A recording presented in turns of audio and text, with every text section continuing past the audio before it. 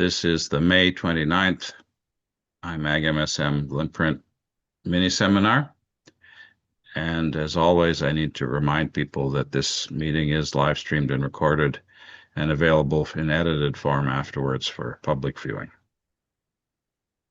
As always, Tom Hillicar, myself, Jim Sluka, and Lorenzo are available to take your suggestions, comments, critiques. Please feel free to reach out to us about anything that is of interest to you or concern. We have a variety of communication channels. They work better if you use them. Please help us get out the word about the seminars, about projects, and about our archive of material. We'd appreciate that very much.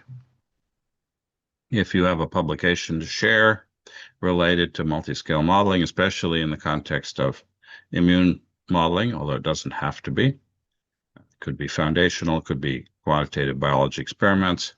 We are happy to put up your publications on the IMAG page and also on the GLIMPRINT page. And you can reach out to Jim Sluka if you'd like to have those things listed for you. The GLIMPRINT page also allows you to submit news items, seminars, meetings, workshops, job openings, and so on.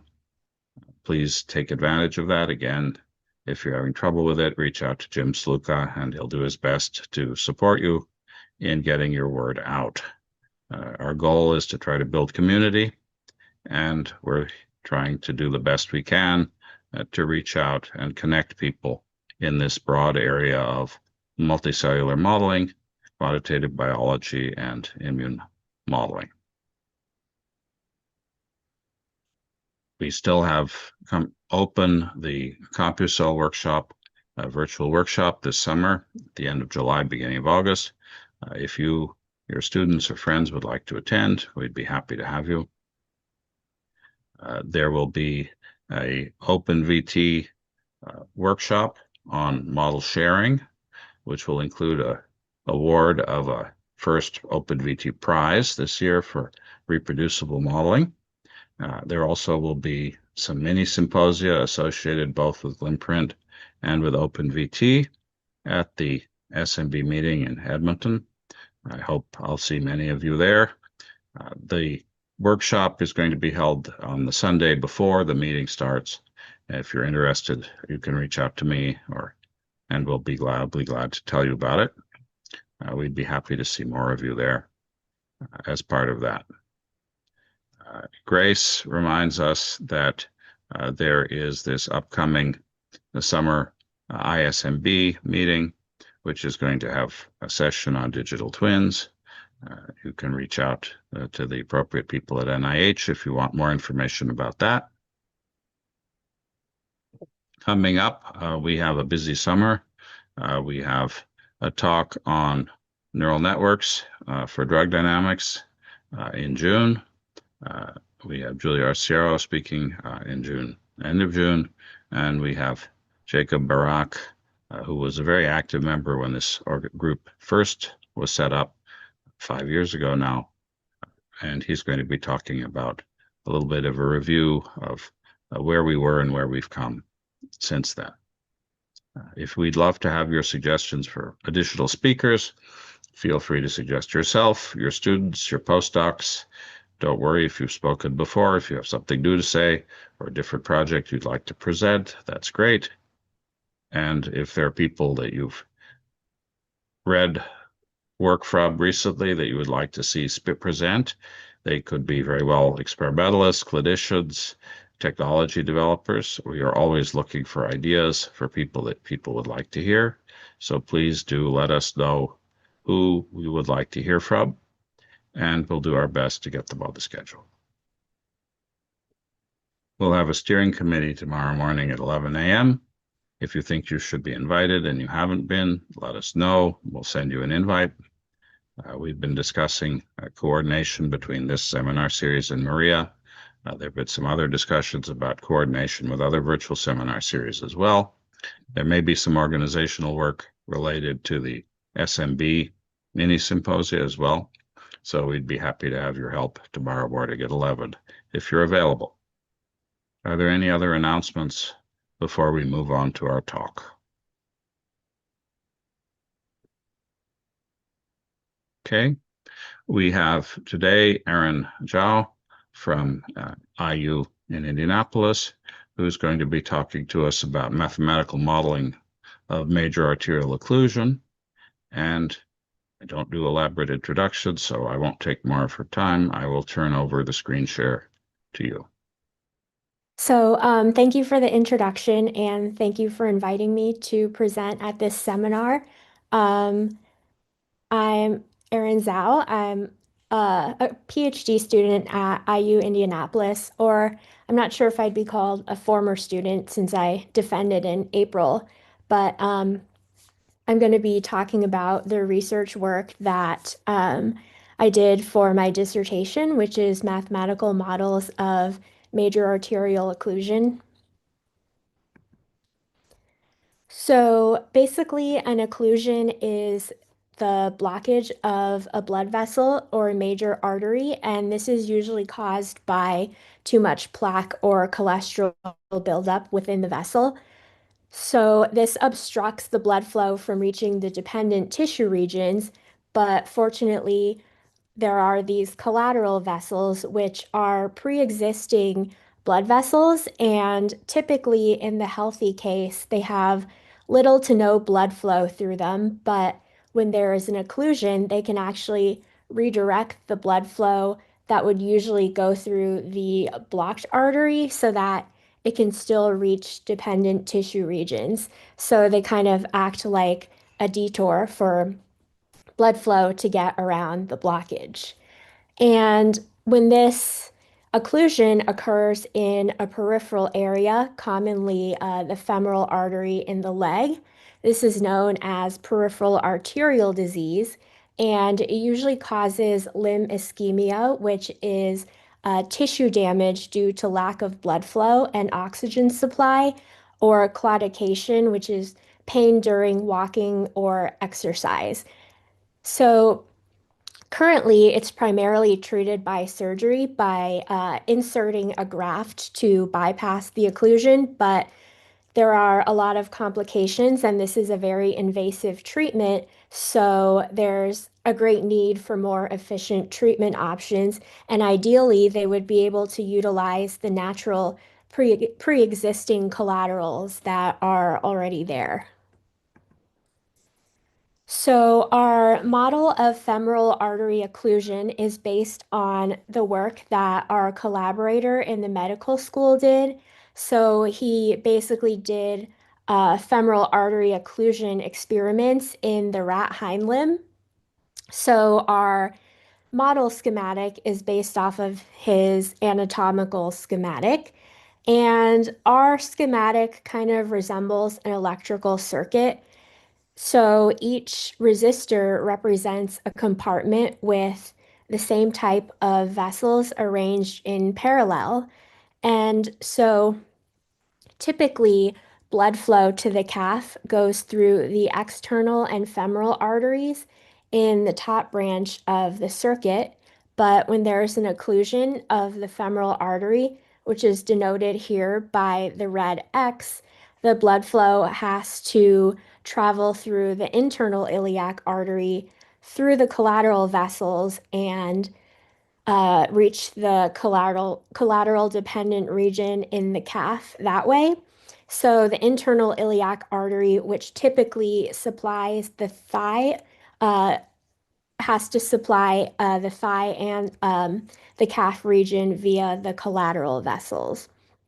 So since we're primarily interested in changes within the calf or collateral dependent region, we've divided this into 5 compartments of different vessel types. So there's the large and small arterioles, then capillaries, and then small and large venules. And so we're modeling different responses in certain compartments. So basically, we've coupled 2 different time scales, an acute time scale, which is on the order of minutes, and then chronic, so that's on the order of days.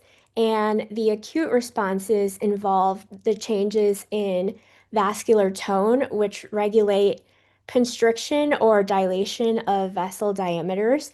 And that occurs in response to changes in blood flow, pressure, or the local oxygen levels or oxygen status.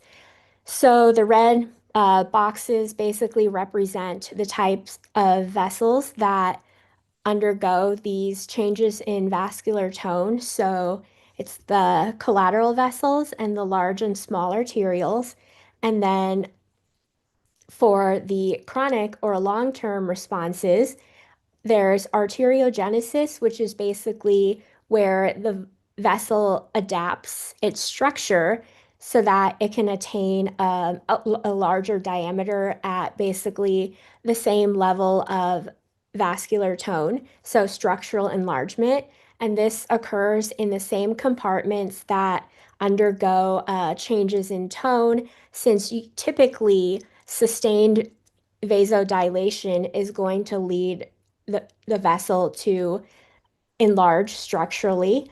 And then there's angiogenesis, which affects the capillary compartment that's denoted by the blue dashed boxes. So angiogenesis is basically the growth of completely new vessels, and this occurs at the capillary level, and it's dependent on the local oxygen saturation. So for the acute model, we represent vessel wall mechanics. And so basically, regulatory vessels, which are the arterioles, are surrounded by these smooth muscle cells. And so they can generate tension or contract, and that leads to the constriction of the vessel, or the smooth muscle cells can relax, and that leads to vasodilation or an increase in the diameter.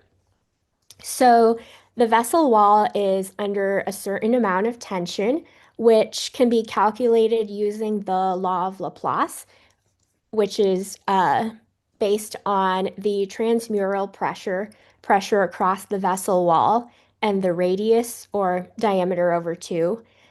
And then we're modeling this total tension as the combination of different components. So there's the passive tension, which is just a result of the structure of the vessel itself. So that's modeled as an exponential function of diameter, and that's shown by the blue curve in the graph. And then there's the maximum active tension. So this is modeled as a Gaussian function represented by the red curve, because in physiological experiments, they noticed that the tension reaches a maximum at a specific diameter and then decreases on either side of that peak value.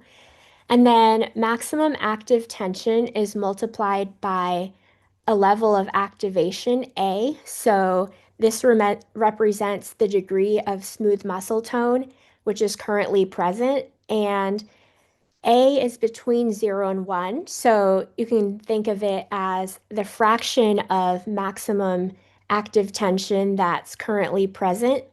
And since an increase in activation represents more active tension, and an increase in tone or an increase in the amount of tension that the smooth muscle cells generate, this is going to lead to vasoconstriction or a decrease in diameter. So activation is modeled here as a sigmoidal function of this stimulus S tone. So this consists of different components that regulate the constriction or dilation of blood vessels.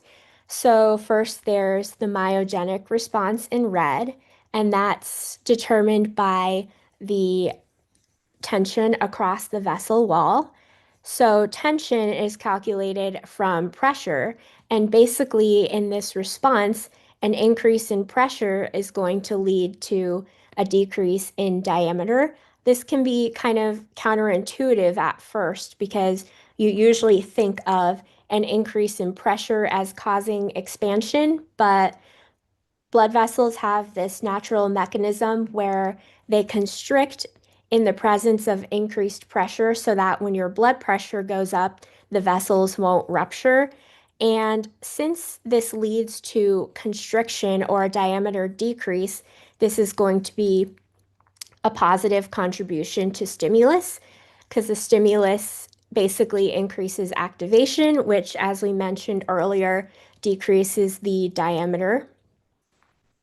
And then the second component is based on the shear stress tau. So shear stress is generated by the flow of the blood against the vessel wall and is calculated from the amount of blood flow. So basically, an increase in blood flow or shear stress is going to lead to vasodilation. So that's negative component of the activation stimulus. And then there's this term in green, which is the metabolic response, and that's given by a conducted response signal, SCR. So in this signal, basically, the red blood cells in the venules can sort of act as oxygen sensors. So when oxygen levels decrease in that area, the red blood cells release ATP, and that binds to the vessel wall and facilitates this electrical signal, which is conducted upstream from the venules to the arterioles and induces the dilation of arterioles to basically bring more oxygen downstream to resolve the lower oxygen levels in the venules. And so this metabolic response, which increases the amount of flow, is going to lead to vasodilation. So that's also a negative contribution of the stimulus for increased tension. And then C double prime tone is a constant which is calculated from initial assumptions in a control state. And this can represent other responses which we may not be exclusively modeling, such as effects of the nervous system or similar responses. So for the metabolic response, we have to calculate oxygen transport and oxygen levels in the blood vessels.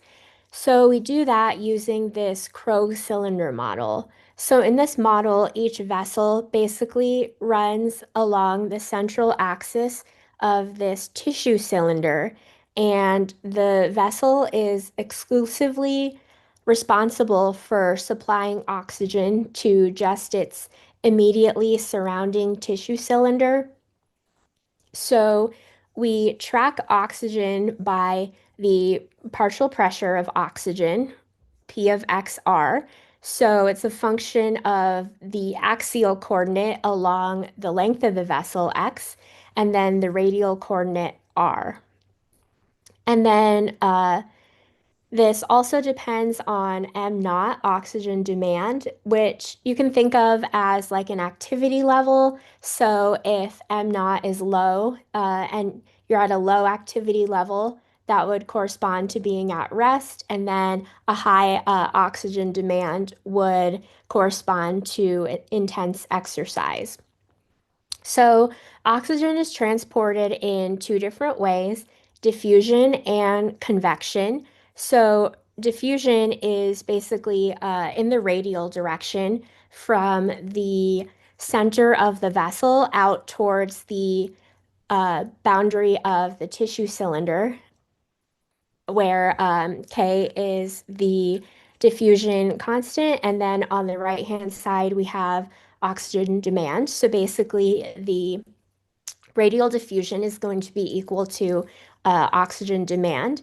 And then convection is the transport of oxygen along the axial direction. So basically, oxygen that travels with the blood flow. So here, Q is blood flow, and then C naught is the carrying capacity of the red blood cells at 100% saturation. And Hg is hematocrit, so that represents the amount of blood that consists of the oxygen carrying red blood cells. And then S of X is the current saturation of oxygen at any given position along the vessel. And then this is going to be equal to oxygen consumption. So or that's basically given by the oxygen demand and the cross-sectional area of the tissue cylinder. So this is basically oxygen consumption per vessel length, and that is equal to the change in the oxygen as it travels along the blood vessel. So in the acute model, we basically represent vasoconstriction and dilation as changes in acute diameter and activation levels. So basically, the steady state of diameter is going to be where the tension given by the law of Laplace is equal to the total tension that's modeled as the sum of passive tension and activation times the maximum active tension.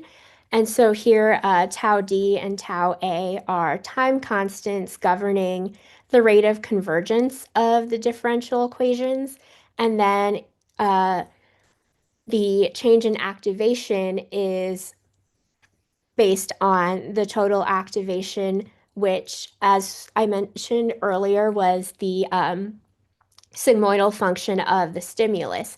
So we looked at the terms in the stimulus, but this sort of summarizes the changes that would lead to vasodilation. So a decrease in pressure and basically an increase in flow or the shear stress, and then also an increase in the metabolic demand. So basically, an increase in metabolic demand means more oxygen is being used or consumed and lower local oxygen levels. And then we coupled a chronic model on a longer time scale to these acute changes in vessel diameter. So we look at a chronic diameter or slow changing diameter, and that's going to be based on increases in the acute diameter. So basically, sustained vasodilation is going to lead to adaptation or structural enlargement.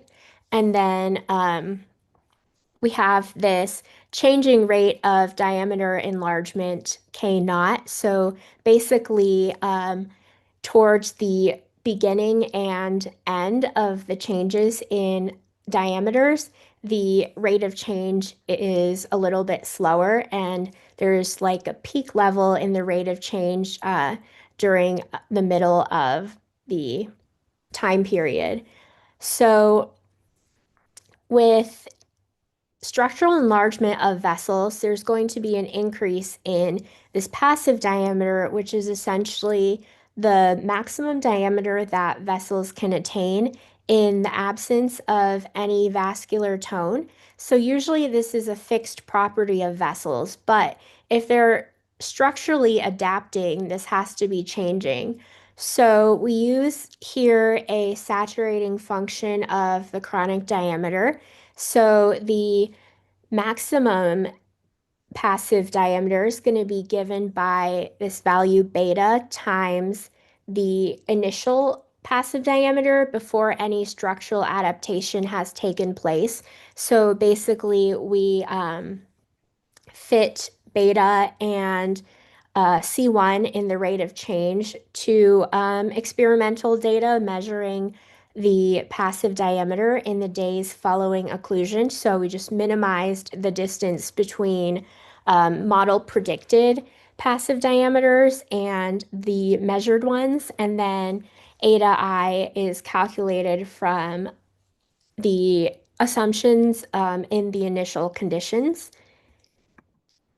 And the second component of the chronic model is angiogenesis, which is the growth of new capillaries. So the number of capillaries, since angiogenesis is usually stimulated by hypoxia or low oxygen levels, this is modeled as basically the oxygen levels in the capillary compartment being below this critical oxygen saturation level at which angiogenesis typically occurs. And then we also have this term that basically prevents unbounded angiogenesis and instability. So this equation would be at steady state when n reaches the maximum number that's been observed in changes in experiments. And so basically, if we only have acute responses, the oxygen saturation levels at the end of the capillaries and in the venules is going to reach a level that's below the critical saturation. So when we continue into the longer frame, this will lead to angiogenesis, which increases the number of vessels and decreases the resistance of the capillary compartment so that we can have more blood flow. So if we look at results of model predictions, usually in experiments, they measure the ratio of occluded to non-occluded blood flow in the calf. So we also looked at how that changes over a typical time frame that they use in experiments, which is about 30 days. So if we only have the acute responses, they're going to reach their maximum level of flow very quickly, so on the order of minutes, and then basically remain there for the rest of the time.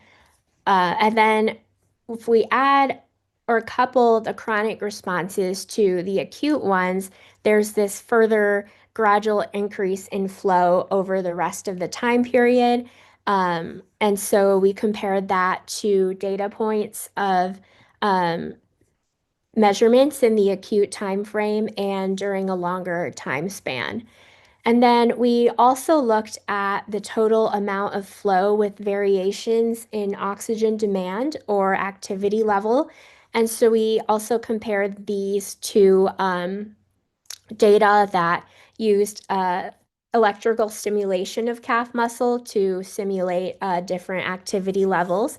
And so they did this using basically normal non-occluded conditions or either with acute clamping of the femoral artery or chronic ligation.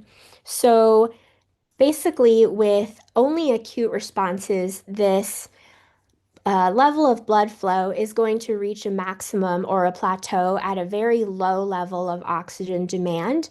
And so this is going to lead to very large deficits at high activity levels, which is consistent with symptoms of peripheral arterial disease, where individuals would have pain during walking or exercise that can often be relieved by stopping exercise or being at rest. And so if we add the chronic responses, this is represented by full model in blue. Basically, there's a little bit more of an increase, and it doesn't reach a plateau until a higher level of oxygen demand, but it's still reaching a maximum beyond which it can no longer increase. And we also notice that if we add angiogenesis alone to the acute responses, it doesn't make much of a difference, but adding arteriogenesis is basically the primary reason there's such an improvement in flow in the longer time period or with the full model. So this was an interesting result because there was some controversy over whether the more efficient treatments should target or stimulate angiogenesis in the calf versus targeting the enlargement of vessels supplying the calf region. And we had a second model of occlusion because our next collaborator was interested in ischemic strokes caused by a middle cerebral artery occlusion in the brain. So we adapted this model to the vasculature of the brain, and we're looking at occlusion of the MCA or middle cerebral artery. So this is the most common one that's involved in an acute ischemic stroke. And this often leads to a lack of oxygen and blood supply to regions in the middle. And this can actually lead to losses in cerebral function, so losses in brain function, and in some cases that could be fatal. So there are different collaterals in the brain that can protect against this type of occlusion in a major cerebral artery. There's this structure known as the circle of Willis. So here, the collaterals are shown in this cyan or teal color. So there are these posterior communicating arteries, which connect the posterior and middle regions of the brain, so the purple and yellow regions, and then the anterior communicating artery, and that connects the anterior cerebral arteries on either side of the brain. So the anterior region is this orange region here. And so when there's an occlusion at the middle cerebral artery shown by panel B, there's a region here that receives less blood flow and a there will be a lower blood pressure in this region, so that forms a pressure gradient that's going to drive flow in the direction of this middle region. So basically, when there's no occlusion or just a regular normal state, the flow through these communicating arteries can be bidirectional, but the pressure gradient is going to drive all the flow towards the middle in the occluded case. Um, so the circle of Willis is a source of collateral flow, but actually, um, a lot of individuals don't have a complete circle of Willis. They're missing one of the communicating arteries or both of them. Actually, about less than, slightly less than half the population has a complete circle of Willis structure. So we would also need to rely on other types of collaterals to compensate for blood flow. So there are these leptomeningeal anastomoses. So these are collateral vessels on the surface of the brain, and these connect the terminal arterioles of different regions to one another. So this could also direct flow towards the middle region in the case of an MCA occlusion. And so we have an anatomic schematic of the major cerebral arteries on the left and right sides of the brain. So basically, we're looking at the microcirculation of the middle, anterior, and posterior regions on either side. So we've divided this similarly into the arterioles, capillary, and venules. And then blood flow from the different regions is drained by the veins and venous sinuses. And there's actually like an appreciable level of intracranial pressure surrounding the vessels in the brain. That's PIC. So here the collateral vessels are denoted in green. So we have the posterior communicating arteries on either side of the brain, and this connects the posterior cerebral arteries to this internal carotid artery. So this can potentially direct flow from the posterior region to the anterior and middle. And then there's this anterior communicating artery connecting both sides of the brain.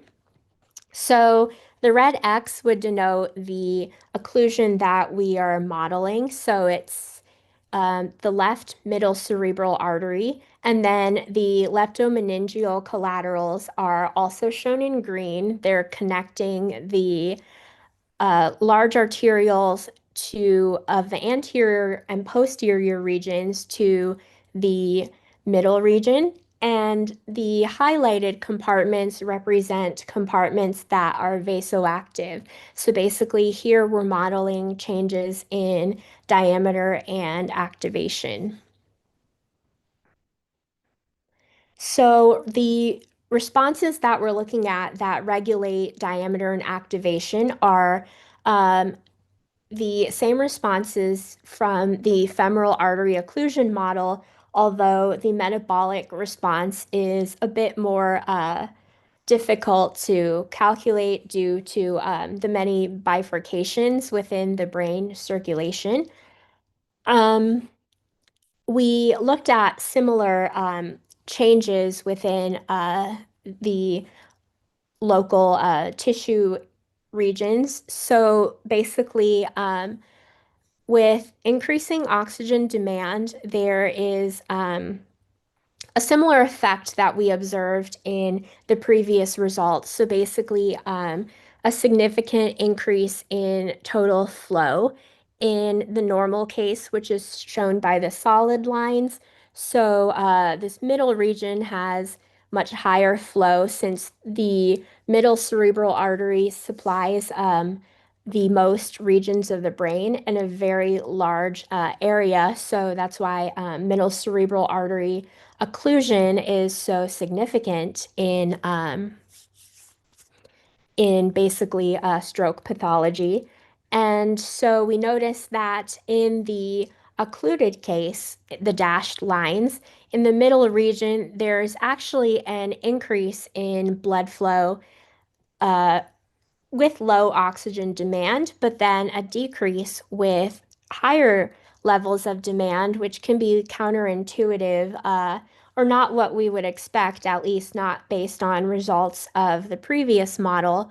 But this has actually been something that has been observed in experiments, and the kind of hypothesis for this would be that with increased oxygen demand, the arterioles in the posterior and anterior regions are dilating, and this increase in blood flow within the posterior and anterior arterioles kind of directs flow away from the potential flow that could go through the leptomeningeal collaterals and reach the middle region. So this sort of uh, explanation or hypothesis has been called the Steele phenomenon, and it basically represents flow being taken away from the middle region with high oxygen demand. And then we also wanted to see, like, theoretically, if we increased the number of the leptomeningeal collaterals, if we could attain flow that would be close to the non-occluded level. And so it's possible with an extremely large number of collateral vessels, but unfortunately, the typical number that an individual has is only about five. That's like the gray line here. But that's still on a very steeply increasing part of this curve. So potentially, if there was the recruitment of a few more collaterals, it can make a pretty significant difference in the blood flow to the middle region. And another component that we added to this model is based on changes in arterial pressure due to the cardiac cycles. So basically, arteries and large vessels have this elasticity that allows them to store blood flow during the systolic phase of the cardiac cycle. So that's when blood is being pumped out of the heart, and that's when pressure and flow is at a maximum. So blood flow is stored in the arteries during this phase, and then during the diastolic phase, when the heart is not pumping blood, the arteries can release the stored blood flow, and that sort of stabilizes the flow that's delivered to the microcirculation so that there's not as much change in blood flow in smaller arterioles. So this sort of represents the pressure and flow patterns in um, the arteries and then the microcirculation. So we sort of see a dampening in the oscillations in flow as we go from the largest arteries, so left ventricle and the aorta, into the small arteries, arterioles, and then in capillaries, the flow is relatively constant.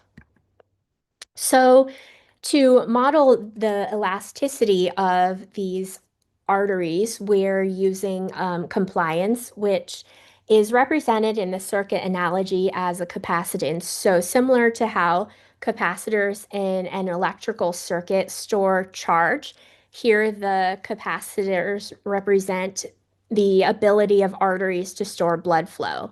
So capacitance is given by change in volume over change in pressure. And so we translate this into these differential equations for pressure.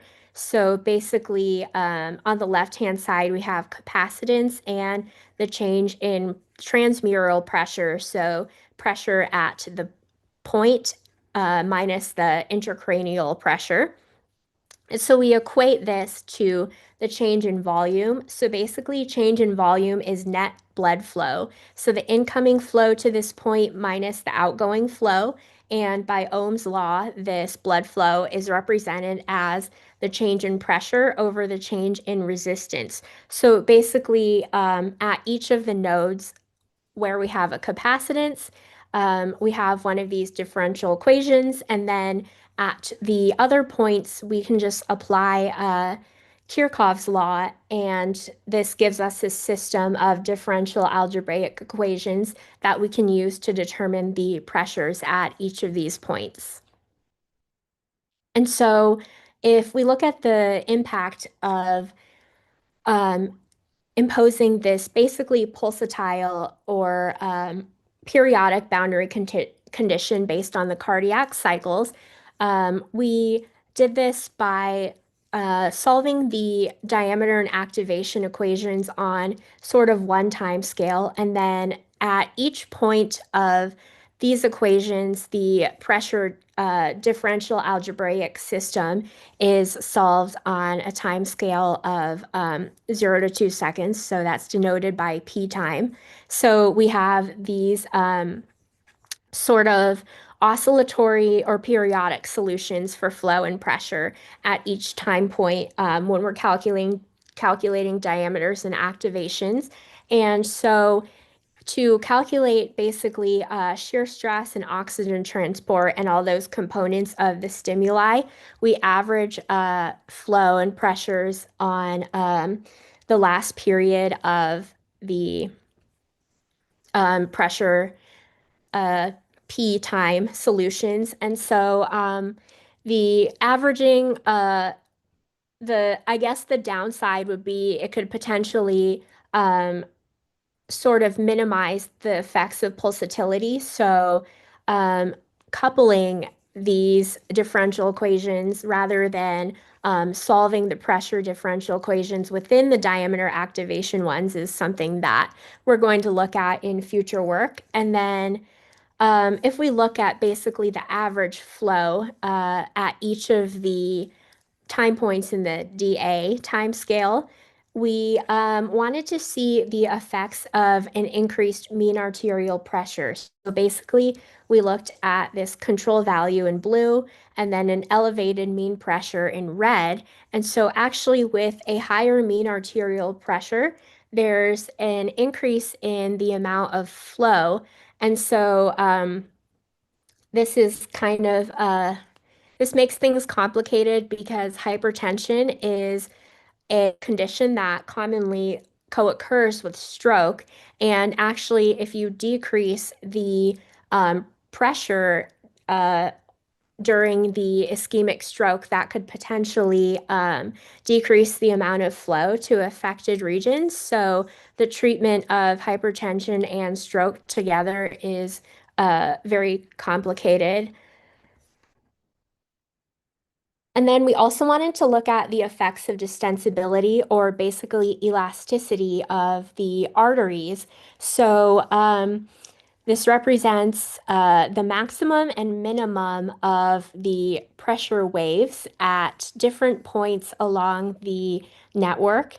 And basically in black, we have or with the black points, we have a lower distensibility, and with the green ones, distensibility is higher. So with the higher distensibility, we have a basically more condensed or closer minimum and maximum at each point here. So that means that the amplitude of the pressure oscillations is decreased with higher distensibility.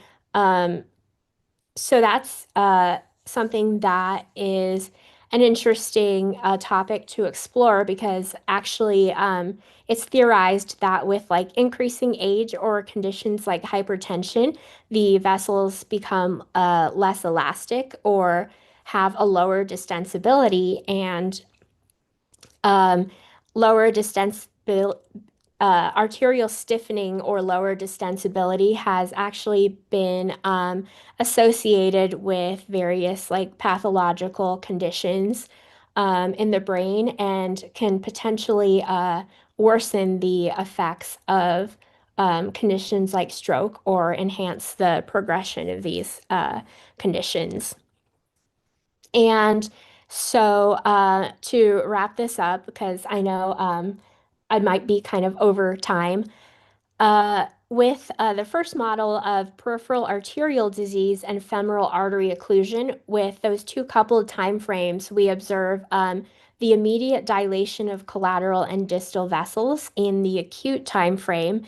And then with the chronic time frame, there are further improvements in flow compensation, but we see that this is primarily due to the effects of arteriogenesis or structural enlargement, not angiogenesis. And then with ischemic stroke from MCA occlusion, we observed that the leptomeningeal collaterals are actually the most influential. The circle of Willis collaterals, we actually studied removing those from the model, and there wasn't a significant difference in flow compensation. And we also observed the importance of maintaining low oxygen demand due to the steal phenomenon. And so sometimes that's done in stroke treatments using like the induction of hypothermia to reduce oxygen demand. And we also want to improve on these models in the future, so we could um, potentially have a heterogeneous network structure in the cerebral circulation. So we would actually have positions of different blood vessels given by a coordinate system. And so this could allow us to predict like specific regions of tissue ischemia, or calculate the total volume of tissue death, or what's called the infarct region, with the MCA occlusion. And then also, we potentially could couple computational fluid dynamics with the model of diameters and activations, because usually computational fluid dynamics models of blood flow don't account for changes in the vessel diameter based on vascular tone. So that would be something that might be difficult, or might be a little bit down the road, but would be very interesting to do. So I'd like to acknowledge my two advisors, Dr. Arciero and Dr. Barber, and our collaborators in physiology and the source of funding for my research. And I'd like to thank you all for listening and attending the seminar. And I think I'll wrap it up there. Okay, thank you very much. Time for some questions. I have a couple. Erin, that was a great talk. Very, very interesting. I was wondering, is it known that capillaries contract at higher pressure like the larger veins do? Capillaries aren't really known to be regulatory vessels, so they don't really change in diameter the way that arterioles do. So arterioles are the primary regulatory vessels in the microcirculation. Okay. And the second question was modeling the oxygen gradient down a vessel is usually based on the PO2 based on the concentration of blood in the red blood cells. Uh, Whereas the cells are the tissues responding to the concentration of blood in the serum. And those two numbers are obviously not the same. There's huge differences between those two numbers. And I would think that the blood system, the oxygen system, is designed so that as you go down, for instance, a capillary, that in the serum, there's basically no oxygen gradient. And the whole point of the red blood cell is to maintain the oxygen gradient in the serum at a constant value. So that the oxygen in the red blood cells drops, but the serum concentration doesn't really drop. Certainly doesn't drop anywhere near as much as the red blood cells do. So how much of an oxygen gradient do cells actually see down a vessel?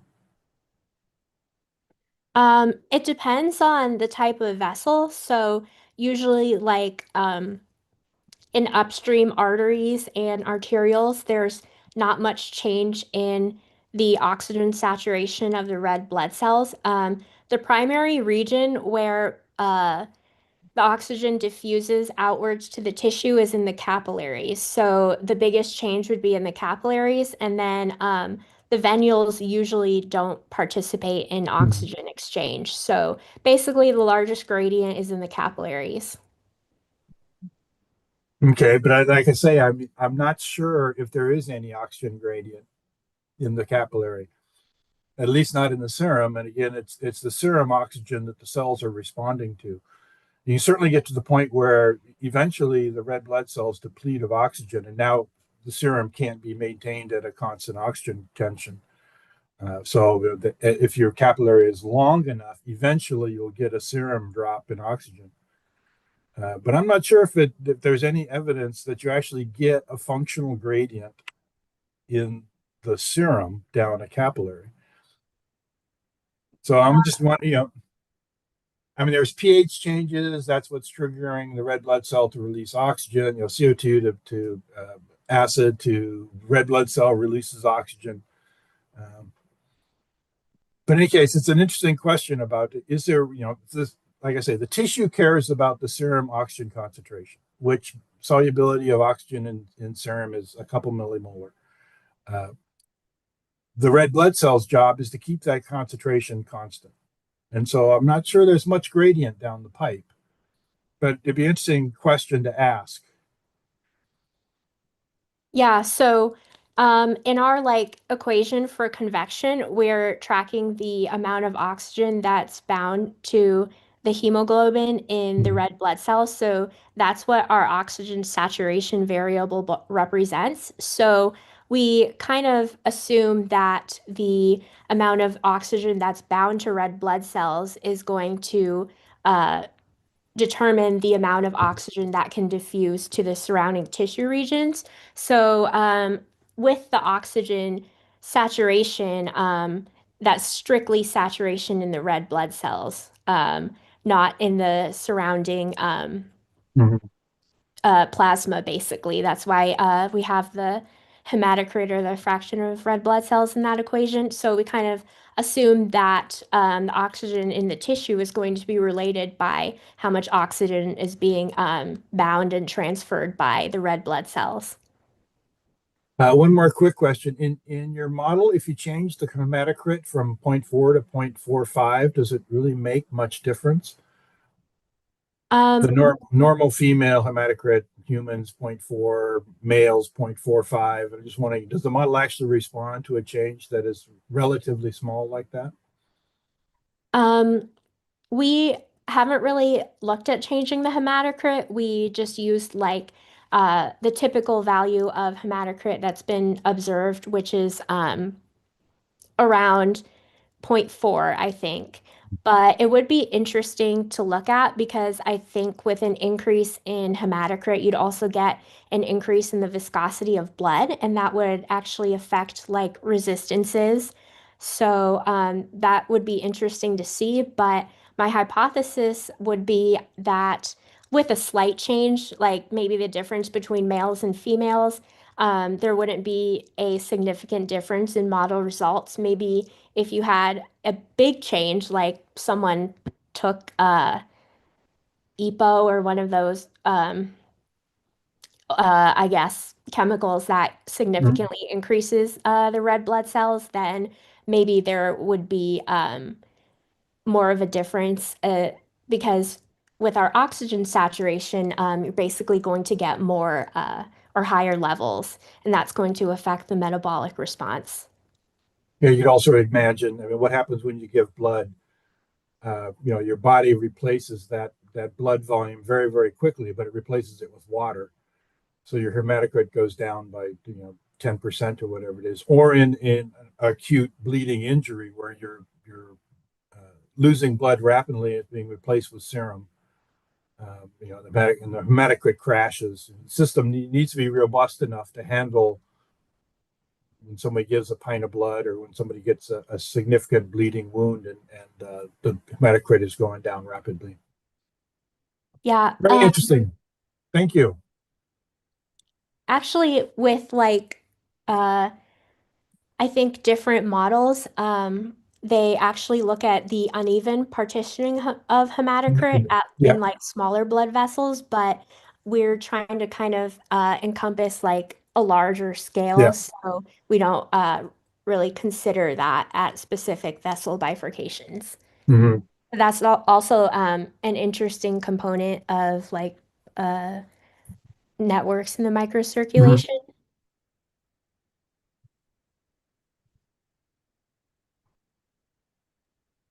Okay, other questions? I wanted to come back maybe just to the slide you had where you talked about the bulk arterial remodeling in response to shear and other factors. And I suspect this is experimental work that was done a long time ago. But how much experimental validation do we have? If we come back to that slide 8, I think, Okay. um, of the change in diameter versus time. Here you have one one time series. Are there uh, substantial data sets, perhaps over longer times, or perhaps under slightly different conditions, or in different vessels, different regions of the body, so that this very elegant but also very simple model of adaptation, how well validated is it? You don't have that many parameters. It's impressive you can do a fit like this. But I was wondering, what is the availability of experimental data so that when we want to model arteriogenesis and remodeling, we could do it. On the other side, of course, if you have insufficient shear flow, you can have shrinkage and disappearance of small vessels. And so I wondered how that may not be so important in these major vessel models. But I wondered if you could tell us just a little bit about the world of what's known about vascular remodeling in response to shear flow in terms of experimental data availability. Um, For experimental data, usually they just measure like the passive diameter of vessels. So they're not really considering any sort of vessel tone at the same time. However, there are different models of structural adaptation that we looked at that actually consider like a stimulus function.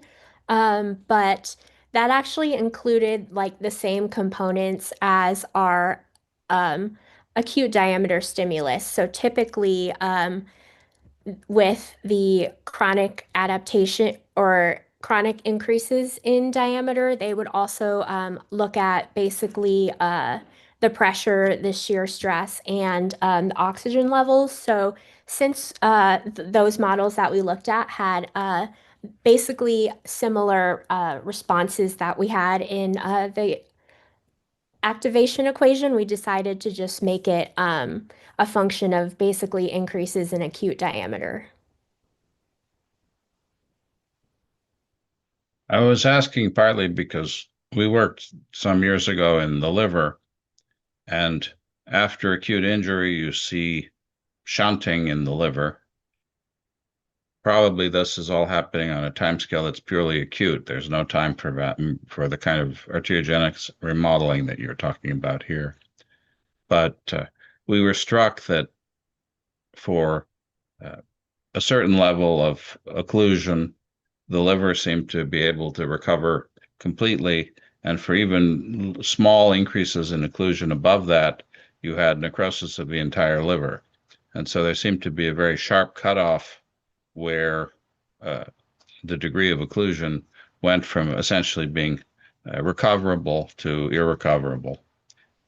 But of course, there you're dealing with a very atypical capillary-like structure. The sinusoids have very atypical architecture compared to most capillaries.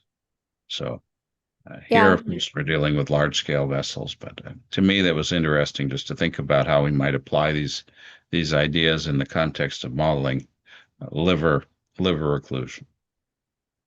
Yeah, that would be interesting, but might be a bit more difficult. The liver circulation is um, a lot more complex than the circulation of regions like the calf. There's like, I heard there's like way more blood vessels in the liver, and yeah, the circulation there is like significantly more complex. But in principle, there are people who go in and do measure, usually ex vivo, the specific vascular architecture. So it's possible, at least in principle, to have a fairly detailed reconstruction of the vessels in a sinusoid. And it would be, Jim actually some years ago did some simple Kirchhoff type models that, like the ones that you've done, of simplified models of the liver sinusoid. What you've got here suggests that you really do need to have the much closer to an exact representation of the architecture, that the details may really matter there. Well, I think we've had a good discussion. I want to thank you again, Erin, for coming and talking to us. That was really stimulating. And I want to thank you for coming and listening to this talk today. Thanks, everyone. We'll see you in 2 weeks.